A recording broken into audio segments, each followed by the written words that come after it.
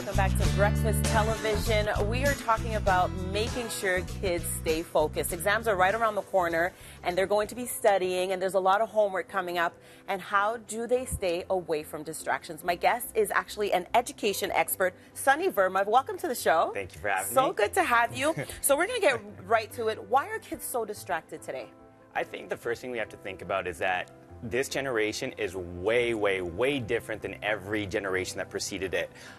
Because with the click of a button, they can binge watch their favorite TV show. They can literally see what all their friends are up to pretty much 24/7.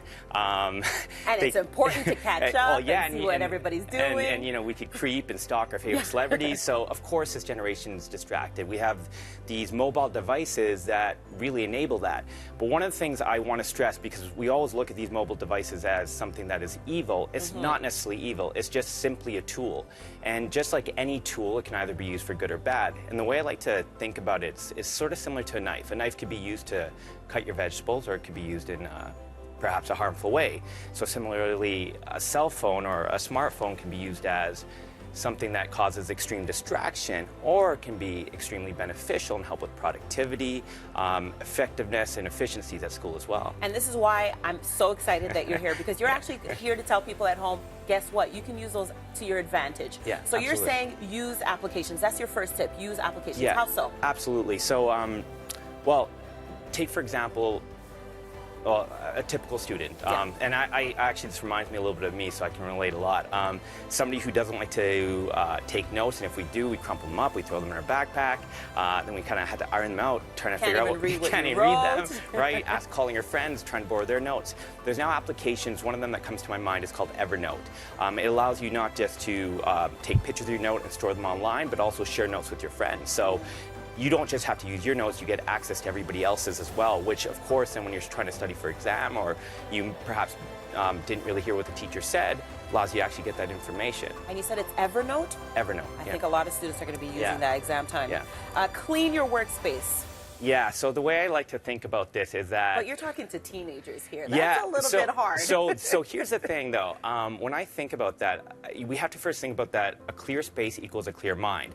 And every parent and every teenager knows this, that the physical digital distractions like cell phones, etc., remove those off the table. So the tip that I'd give here is, I guess, what I consider completely non-traditional and probably not really spoken about. And that is... all the other homework and assignments and tests that are way in the future that we tend to store on our desk. Boom. Because put it away. Yeah, put it away. Because what that does, you know, first of all, you have your homework for today and your homework for the future. That causes extreme anxiety. You tend to stare at it. It tends to create, I guess, a sense of being paralyzed. You don't know what to start on, where to start, and it's hard to even prioritize it. So just putting the homework on for today on the desk will really help you understand the work that needs to be completed and allow you to actually complete it with ease and without the anxiety of having everything stored on there. And you work very closely with young adults, and one of the main things that you say, apart from, you know, clear your space, make sure you're focused, you also say to put your thoughts down on paper. So even though you're saying, okay, you know, you might take some notes, it's not so clear, always important to also put what you're thinking down. Yeah, absolutely. So one of the problems with the digital age is that everything is digital. We do math digitally, science digitally, we type all our essays, we don't write them out anymore. Having scrap paper beside you is so important. First and in case an idea comes up? Yeah, in case idea comes up, but even beyond it, it allows you to memorize a lot better. When you put pen to paper, magic happens, especially for the memory. In addition to it, it really helps with creative nature of studying. If you don't understand something, you can draw a graph, a diagram, you can draw lines. It doesn't matter. Whatever makes you remember whatever it is that you need to remember. That's exactly it. So it helps with comprehension. And lastly, and most importantly, a lot of parents don't know this, doodling. Doodling really reduces anxiety for kids. But in addition to that, it in some studies have even shown that it can increase focus. So as you're studying, just let them do a little bit of things. You know, we have Elias Macos here who's away sick today. He's always doodling the Expo logo. Hey. So maybe that's why he's doing that, the Expo's logo. Background music. Now for me, this is completely distracting. Last but not least, background music, I can't do that. I can't even clean the house with music because then I get distracted.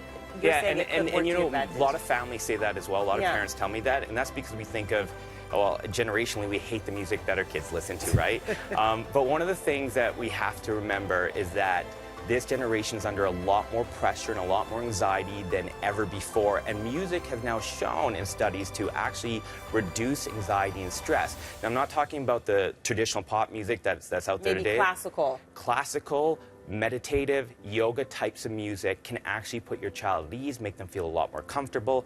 And I think most importantly, make homework a lot more fun too, because there's a little bit of a beat in the background. Maybe also, you know, when you go to the spa and you have that little music while you're getting your massage, kind of like a music That's like that? exactly it. Okay. Right? It puts you more at ease than not having the music there as well. Oh my goodness, Sunny, Yeah. great chat Awesome. with you. Yeah, Nice likewise. meeting you. It was Sunny awesome. Verma, education expert. Stay tuned to Breakfast Television, guys. So much more coming up. Great tips, Sunny. Thank you.